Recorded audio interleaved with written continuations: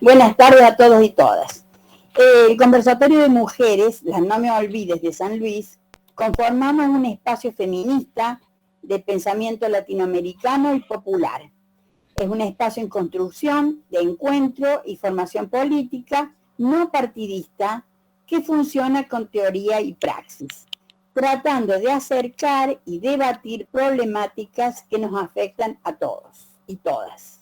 Somos parte de un colectivo de mujeres comprometidas con las luchas de nuestro tiempo y con la vida. A continuación va a hablar Marisa. Y yo apago mi micrófono. Bueno, también buenas tardes a todas y todos. Y gracias por unirse en esto que nos preocupa y ocupa, que es la salud, sus desigualdades y sus inequidades.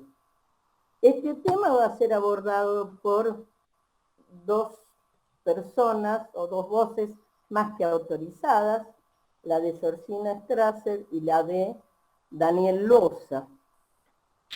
Georgina Strasser es licenciada en antropología y doctora en antropología médica de la Facultad de Ciencias Naturales de la Universidad de La Plata y profesora adjunta de la Facultad de Ciencias Humanas de la Universidad Nacional de San Luis.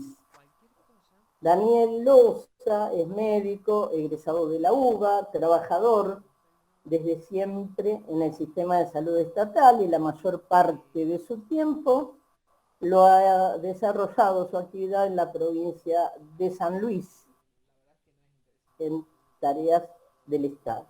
Y trabaja también en la Cátedra Libre de Salud Colectiva y Salud Comunitaria del Buen Vivir, subsanando desigualdades. Y esto funciona en la Universidad Nacional de San Luis. Bueno, hechas las presentaciones y dándole la bienvenida a los dos y agradeciéndoles que estén con nosotros, paso a darle la palabra a Daniel, creo.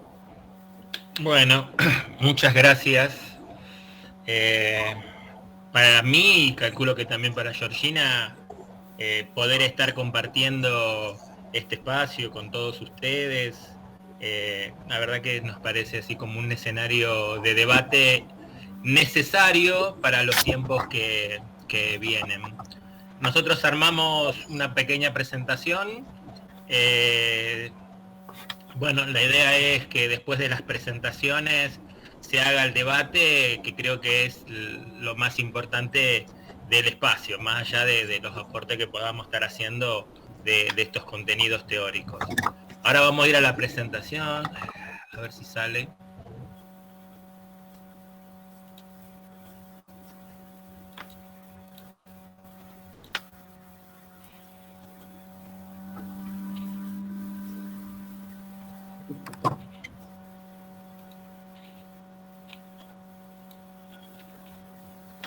Bien, se está viendo la presentación, ¿no? Sí. Bueno, como un poco recién comentaba Marisa, mi nombre es Daniel Loza, formo parte de la Cátedra Libre de Salud Colectiva y trabajamos en el espacio público de la zona rural en este momento y antiguamente en un centro de salud llamado Ramón Carrillo. La primera parte me parece esto, me parecía que no podíamos dejar de pasar esta pandemia que estamos viviendo. Me parecía importante tal vez ponerlo en palabras del geógrafo David Hartley, que plantea que el COVID es la venganza de la naturaleza por 40 años de maltrato y abuso en manos del extractivismo neoliberal violento y no regulado.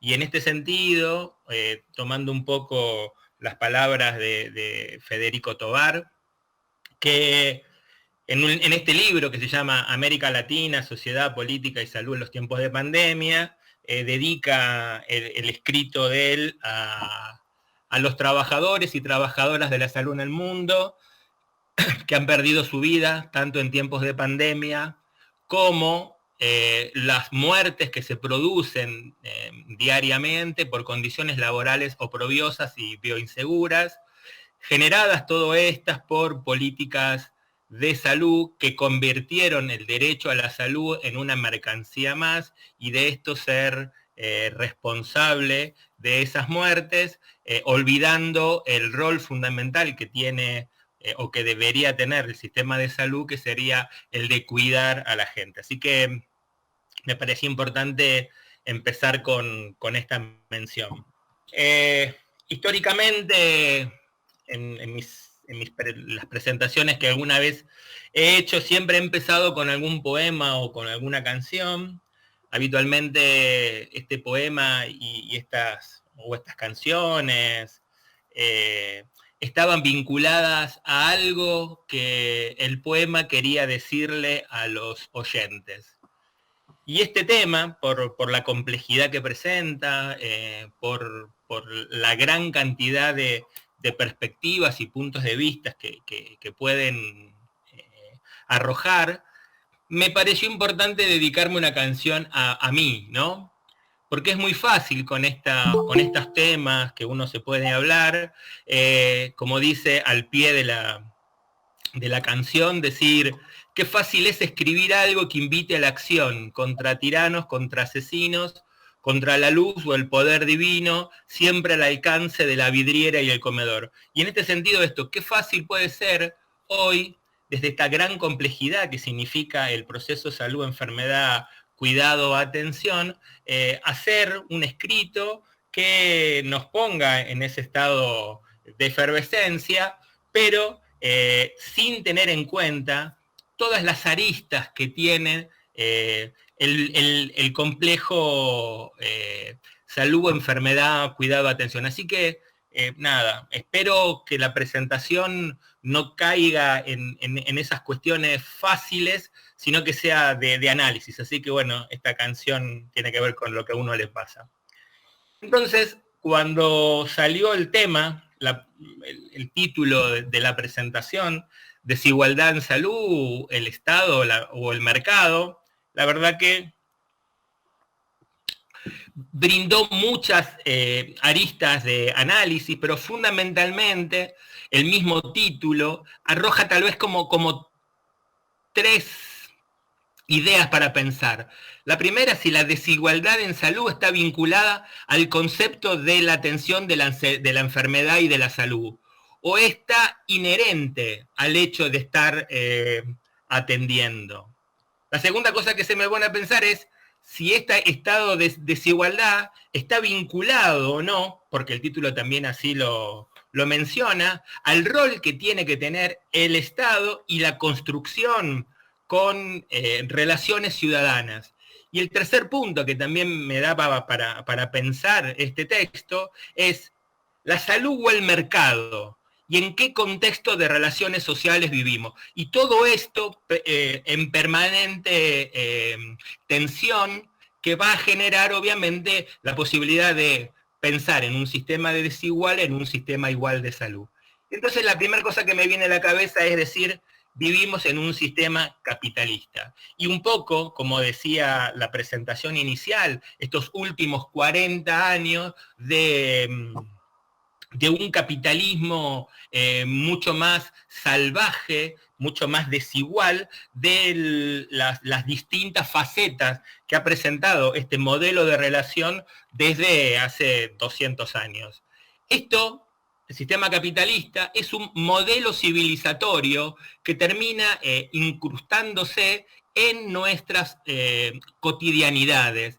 Y en estas cotidianidades, vinculado a la salud, podríamos estar diciendo que luego de las transformaciones que ha sufrido este modelo civilizatorio, hoy la salud forma parte de un proceso más de acumulación de capital. A diferencia de lo que pasaba en épocas pasadas, en donde el sistema de salud venía a garantizar que haya trabajadores sanos para poder producir las riquezas, y a su vez trabajadores que puedan consumir esas riquezas, hoy ya no formaría parte, sino que formaría parte ahora de otra forma más de extracción de capital, y para esto utiliza dos herramientas. Por un lado, el complejo médico industrial farmacéutico financiero, que es lo que nos arroja no solamente qué tipo de medicamentos son los que tenemos que estar usando, sino cuánto tenemos que estar pagándolo, qué tipo de tecnologías tenemos que estar utilizando, qué tipo de servicios de salud deberían estarse brindando, pero también estos fondos que se generan desde los sistemas de salud para la especulación financiera. Y en el día de hoy nos encontramos entonces con sistemas de salud que ofrecen consumo de distintos servicios, pero también la restricción de esos consumos de servicios para que esos dineros no sean invertidos en la atención de la salud de la enfermedad, sino que sirvan exclusivamente para la especulación financiera. Si alguien estuvo viendo la posibilidad o en algún momento vio la película Cisco, que habla del sistema de salud de varios países, entre ellos del sistema de salud de Estados Unidos, uno ve que las compañías aseguradoras que cobran como una compañía de seguro de vehículo, ¿no? Cobran sus cápitas, pero no brindan la atención que se comprometen a brindar. Y entonces nos encontramos con esto, que hoy la salud es una mercancía más. ¿Qué es lo que demuestra en parte esto? Que si agarramos los estudios de cómo se comporta las distintas industrias en este proceso histórico, en el año 2000, de los 1.000 millonarios, no había ningún millonario que forme parte de alguna empresa vinculada a la salud, sea farmacéutica, sea aseguradora, sea el servicio que esté brindando. En los estudios del 2020, de los 1.000 millonarios, son aproximadamente hoy 350 los que formarían parte de ese pool de tantos, de su 1.000 millonario. Y esto habla de que en los últimos años la salud dejó de ser parte de la responsabilidad del Estado para generar trabajadores sanos, sino una mercancía más. Esto generó también, va de la mano con lo que viene pasando en los últimos tiempos con el sistema capitalista, donde hay una aceleración de la riqueza, de la acumulación de riqueza, terminan generando territorios de acumulación con territorios de desposesión. Uno puede mirar entonces la imagen de Nordelta vinculada al lado a un barrio de los sectores populares, genera un modo de relación donde lo que uno puede ver es un patriarcado cada vez más beligerante, cada vez más agresivo, nuevas formas de aplicar técnicas coloniales y colonialistas, un racismo descarnado y grandes sectores de la población excluidos con injusticia social. Esto genera, ¿sí?, esta forma de vincular el sistema con la naturaleza, un metabolismo sociedad-naturaleza, que terminamos hoy viendo lo que se llama crisis civilizatoria. La crisis civilizatoria tiene que ser entendida como esta crisis multidimensional que afecta todas las áreas de la vida y está relacionado con los modos de producir y de consumir insostenibles que amenazan no una pequeña especie de la vida planetaria, sino que amenaza toda la vida planetaria.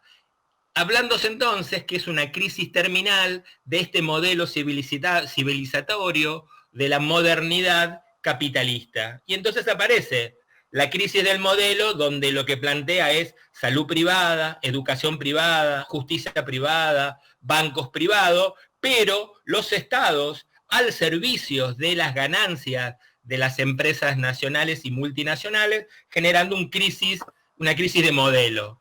La crisis alimentaria, donde cada vez es mucho más caro la adquisición de alimentos, pero no solamente que son más caros, sino que lo único que prima es aumentarle la rentabilidad al negocio de la fabricación de alimentos, no importa en qué contexto esto se dé. No importa si los alimentos son sanos o mal sanos.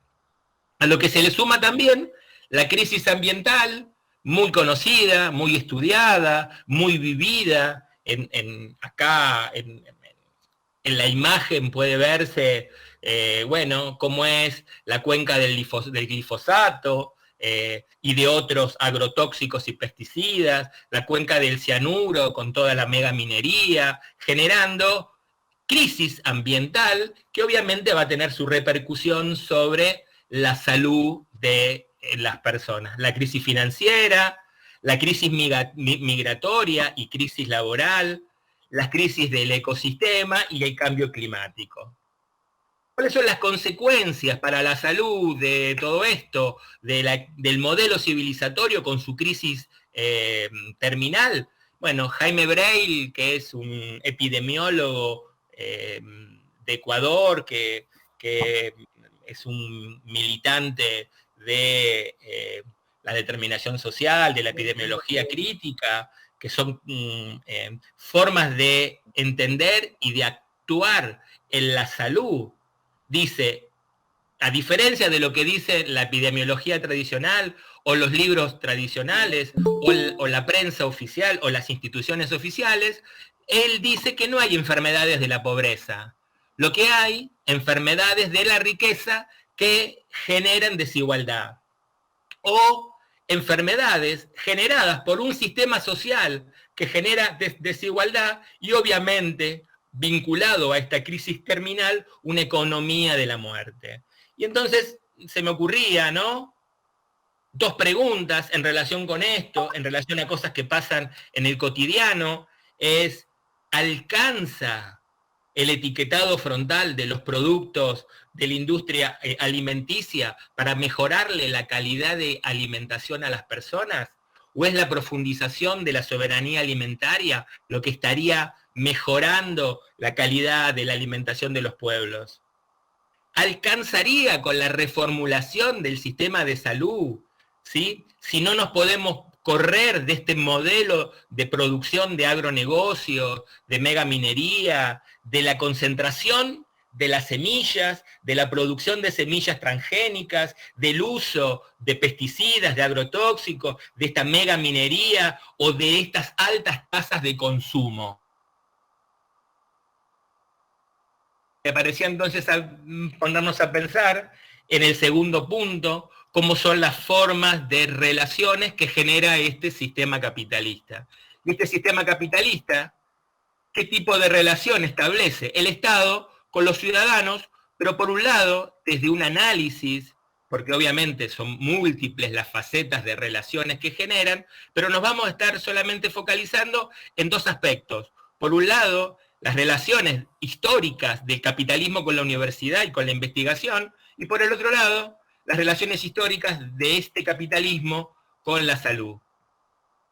Entonces, con las universidades y la investigación, bueno, me pareció interesante poner un libro que escribió Daniel Filmus, que no sé realmente qué es lo que trata el libro, pero sí me llamó la atención que investigamos sobre la educación que está al servicio del mercado. Y esto es lo que viene pasando hace mucho tiempo, no solamente con las ciencias de la salud, sino con todas las ciencias. Si uno se remonta a las últimas películas de Pino Solana, por ejemplo, La Argentina Latente, donde uno puede ver ahí el análisis que se hace de qué es lo que se enseña en la Facultad de Ingeniería, de Arquitectura, que solamente se enseña para la construcción de los mega shopping y no para resolver el problema habitacional del pueblo. En la salud exclusivamente y la universidad vinculado, la salud o la universidad o los encargados de la formación del equipo que trabaja en salud, siempre fue dado desde las ciencias positivistas, o sea, el único valor que vale es el saber de la ciencia y que no puede ser discutido bajo ningún punto de vista. Y sostiene esa lógica de ciencia positivista desde aceptar exclusivamente los estudios de la medicina basada en la evidencia. Los que no conocen la dimensión de lo que son esos tipos de estudios son los que bancan solamente las multinacionales. O sea, la multinacional que está vinculada a la industria del medicamento, que está vinculada con una forma de brindar atención a las comunidades, son las que dicen esto es lo que se estudia y esto es lo que no se estudia. Por el otro lado, a los profesionales del campo de la salud nos enseñan desde lo que nosotros llamamos un modelo médico hegemónico. Ese modelo médico hegemónico está centrado exclusivamente desde la visión biologicista, donde no se tiene en cuenta ni los procesos históricos por los cuales uno llega a este proceso de salud, enfermedad, cuidado, atención, no tiene en cuenta los procesos sociales ni los procesos culturales, con lo cual termina siendo una ciencia que reproduce el modelo vigente y que no sirve para el proceso de transformación.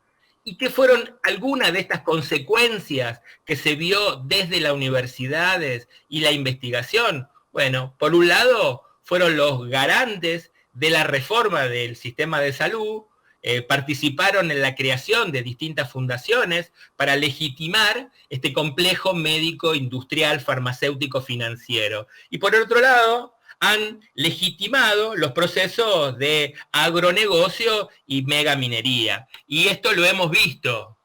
Hasta ahora seguimos dudando si el glifosato es apto o no es apto para el consumo. Y los comunicadores de turno amenazan con tomar en público un vaso de glifosato. Y esto es lo que vemos desde la vinculación de este proceso histórico del capitalismo a las universidades y a la investigación. ¿Qué pasó con la salud? Bueno, desde la década del 90 apareció lo que fue la segunda reforma del Estado, que se denominó en lo vinculado a la salud como la reforma silenciosa, y en donde lo que hubo fue primero una descentralización de los programas, de los recursos, fue generando eso un desfinanciamiento del hospital público, y como no tenían entonces forma de autoabastecerse, se dio origen al hospital de autogestión. El hospital de autogestión habilitaba poder tener en su interior fundaciones que vendan sus servicios de salud en forma privada, y la gente empezó a pagar no solamente eso, sino también con pequeños bonos la contribución para el sostenimiento del funcionamiento. Esto fue generando en el grupo de trabajadores la pérdida de la condición de las condiciones de trabajo y la fuga masiva de profesionales. Los programas de salud que se fueron aplicando fueron programas focalizados. No se hablaba de programas generales que tomen a las personas, a las comunidades en todas sus características, sino se las veía por parte. Programa de la niñez, programa materno-infantil, programa de embarazadas, programas de enfermedades crónicas. Y empiezan a meter en el grupo de trabajadores y trabajadores esta lógica de empresarial. La salud medida como cantidad de pacientes viste. Viste 4 pacientes, trabajaste poco, viste 50, viste mucho. En lo que tiene que ver con la medicina de las obras sociales, se planteó la desregulación de las obras sociales.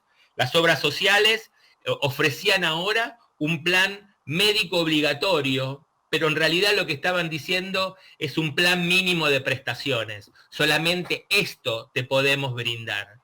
Podemos brindarte solamente 4 consultas al cardiólogo al año. Si te hace falta 5, tenés que pagarla. Se empieza a perder la dimensión de salud como derecho y empieza a verse como salud como mercado desde los trabajadores y trabajadoras de las distintas ramas de trabajo. La obra social, como la vieja frase de Menem, ¿no?, que decía, ramal que para, ramal que cierra, obra social que no se transforma en este modelo, cierra. Y apareció entonces ahí una suerte de clientelismo sindical. Y habilitan ahí la liberación de seguros de salud, donde le empiezan a vender a los distintos trabajadores de las obras sociales distintos plus para la adquisición de servicios. Y entonces el principio solidario que tenía la obra social, donde todos aportábamos a un pool y de ahí se distribuía equitativamente para cada uno de los trabajadores, trabajadoras, según le haga falta, ahora empezó a aparecer la segmentación. Y entonces, si ese trabajador, trabajadora, ponía un poquitito más de plata, podía acceder a otros recursos o condiciones que el otro trabajador o trabajadora no podía hacerlo. Y esto fue generando una forma de salud pública hegemónica. Salud pública hegemónica entendida como la responsabilidad del Estado. El Estado decía que esto es lo que tendremos que estar ofreciendo. Un hospital desfinanciado, una obra social desfinanciada, pero que cada uno tenga capacidad de pago, y una venta a la salud privada de seguros de salud. Y esto estaba visto desde las propias definiciones de que las universidades veníamos hablando. Entonces, la universidad habla como salud, que es un completo de estado de equilibrio biológico, psicológico y social, y no solamente la ausencia de enfermedad. Cuando uno habla desde esta definición, no está hablando desde un contexto histórico, un contexto político, un contexto económico, un contexto social, un contexto de clase, un contexto de género, sino rompiste el equilibrio. Y si rompiste el equilibrio, la única forma de arreglarlo es a través de una maravilla medicamentosa que se consigue en el mercado fácilmente. Y entonces empiezan a proliferar cada vez más enfermedades con su receta al lado. Y entonces los niños y niñas que fuimos en nuestras infancias revoltosos o revoltosas, hoy son TGD, ¿sí?, déficit de atención e hiperactividad, y el medicamento que te damos es esto. Y así con el resto de las enfermedades y situaciones. Esto genera esta salud pública hegemónica, desde esta definición de salud y de esta forma de resolver los problemas de salud, es fácilmente organizado desde la salud pública, desde la seguridad social o desde la medicina privada. Y utiliza dentro de su forma de comprender estos 3 conceptos, que entiendo que es algo difícil de comprenderlo en una charla de media hora, pero la idea es, se habla de que el hambre es un problema de salud.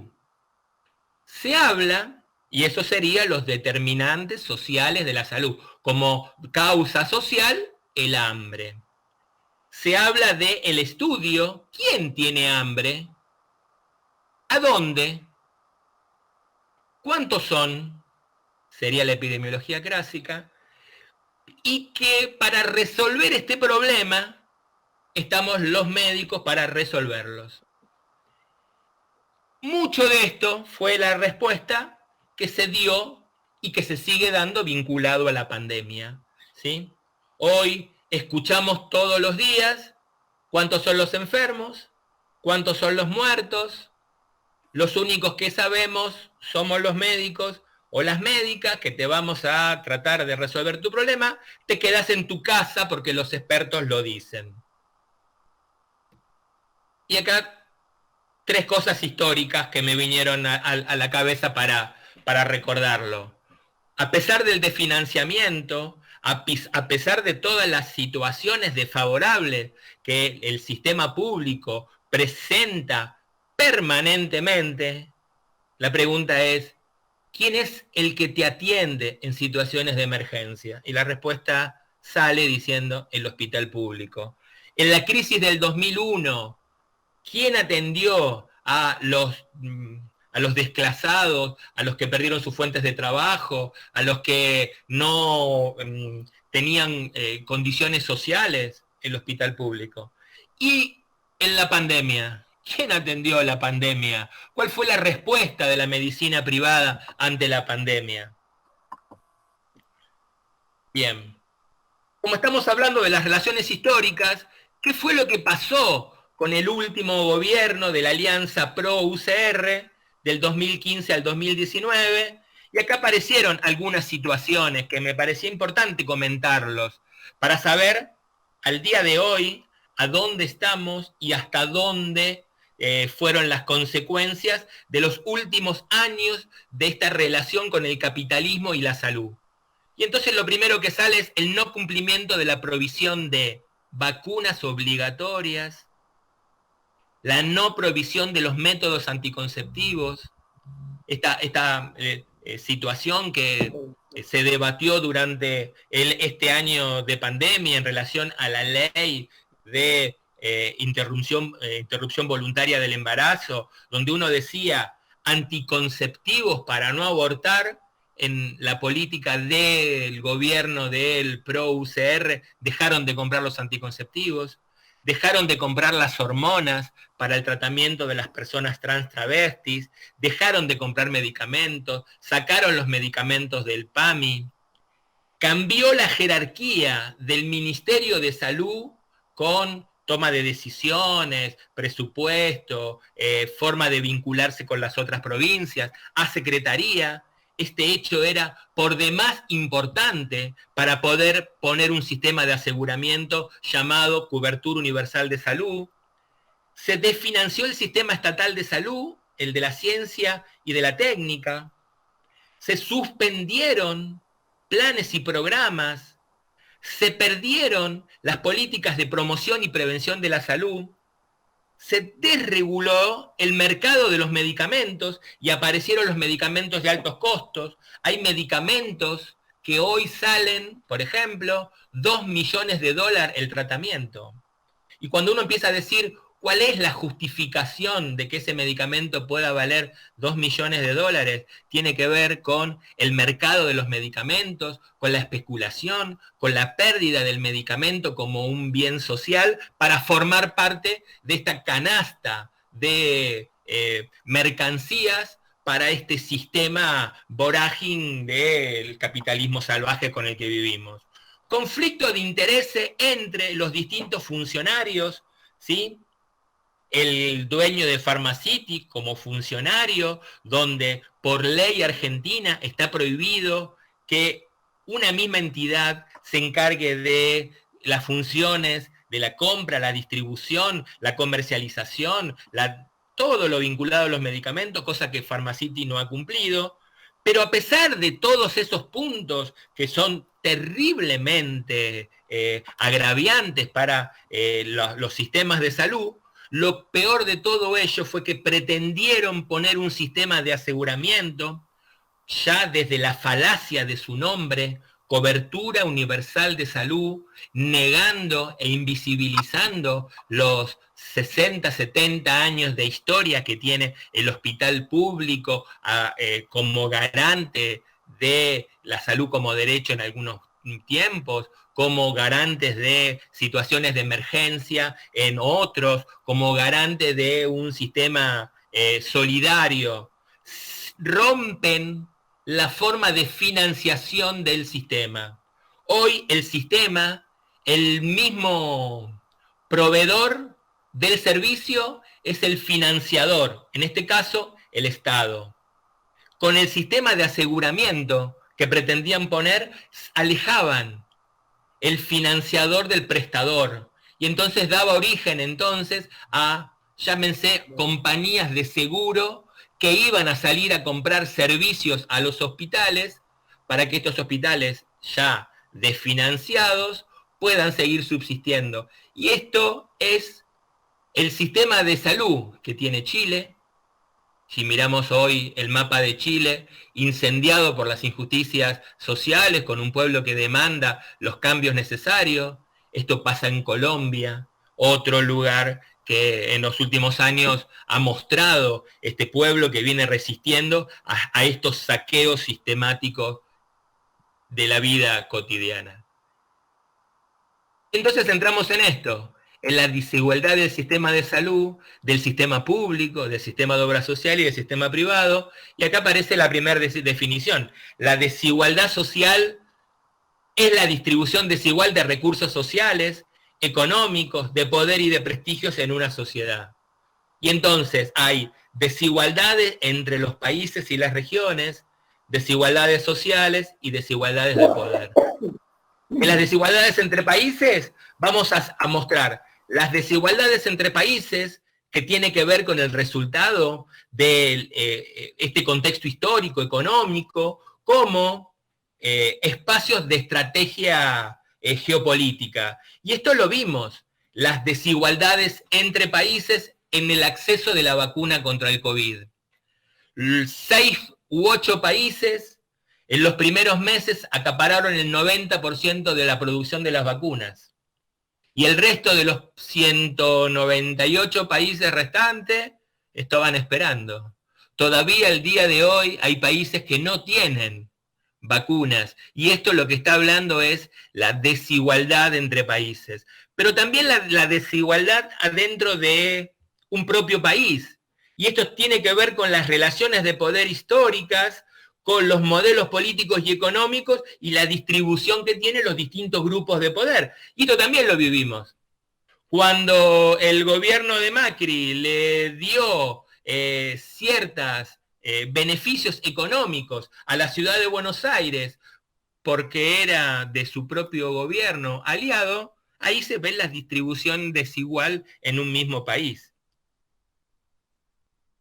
Las desigualdades sociales. Un sociólogo, creo que español, se llama Joan Benach, dice que la peor epidemia que vive la humanidad hoy